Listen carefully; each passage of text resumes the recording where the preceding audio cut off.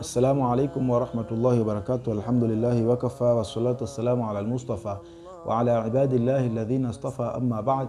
Wa Mtume Muhammad sallallahu alayhi wasallam amepokea maneno kutoka kwa Mwenyezi Mungu Subhanahu wa Ta'ala akimwambia kwamba kullu amali bin adam lahu illa siyam, kwamba matendo yote ya mwanadamu ni ya kwake yeye mwenyewe, na kila anachokifanya atakuwa afahamu au anajua nini cha kulipwa na nini alichokifanya.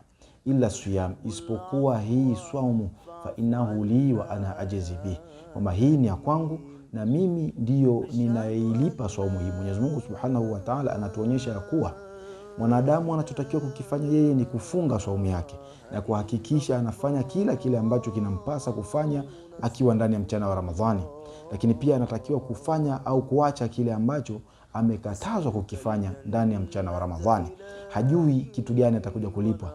Mwenyezi Mungu Subhanahu wa Ta'ala yeye ndo anafahamu siri hii ya malipo ya huyu ambaye amefunga mchana wa Ramadhani na kuhakikisha anailinda saumu yake ipasavyo na kuifanya saumu yake iwe na daraja kubwa ambayo itampelekea mwanadamu huyu kufikia katika ile level ya uchamungu. Mwenyezi Mungu ndio atakayekuja kuilipa saumu hii, na anajua kiasi gani na kitu gani ambacho anatakiwa kumlipa mwanadamu ambaye alikuwa akifunga saumu yake ipasavyo.